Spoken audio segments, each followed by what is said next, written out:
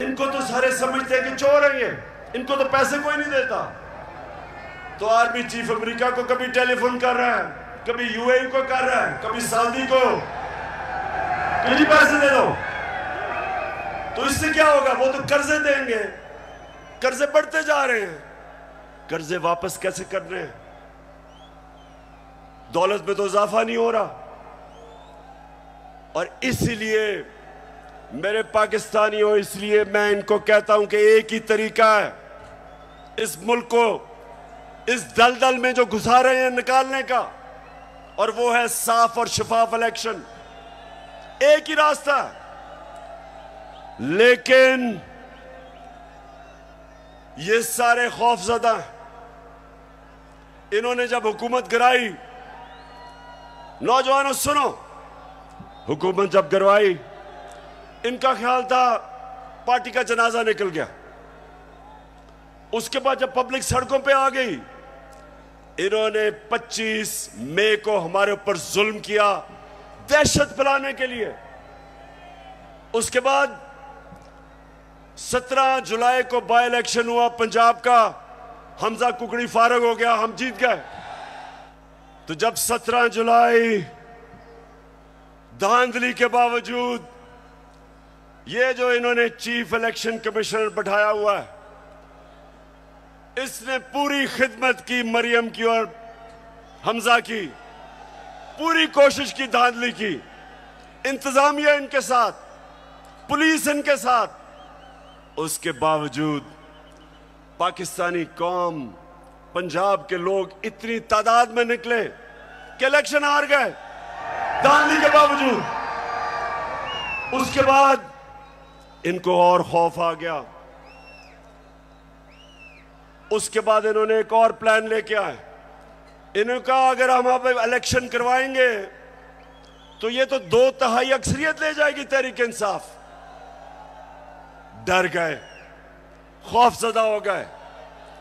फिर इन्होंने एक और प्लान बनाया, और प्लान बनाया कि तहरीक इंसाफ को क्रश करो।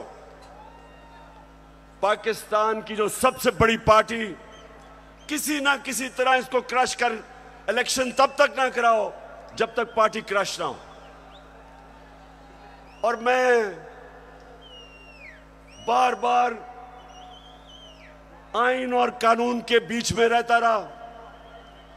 25 मई को जो इन्होंने जुल्म किया, उसके बावजूद अगर मैं उस दिन डी चौक में, अगर मैं उस दिन वहां से अपना धरना खत्म ना करता, मुझे पता था कि शाम को खून होना है।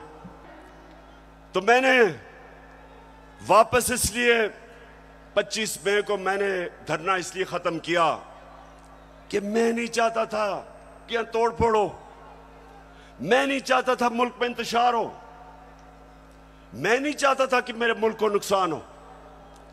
और मुझे पता था कि जिस तरह पुलिस ने दहशतगर्दी की और रेंजर्स ने हमारे ऊपर जिस तरह रबर बुलेट चलाई औरतों बच्चों पे, मुझे पता था कि अगले दिन इंतशार होना था। मेरे ऊपर केसेस कर दिए, 16 FIR मेरे पे काट दी।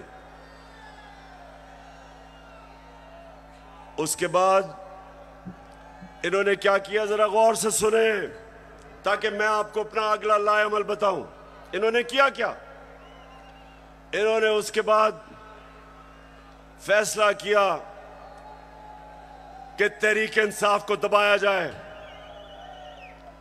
हमारे वर्कर्स के ऊपर FIRs, धमकियां।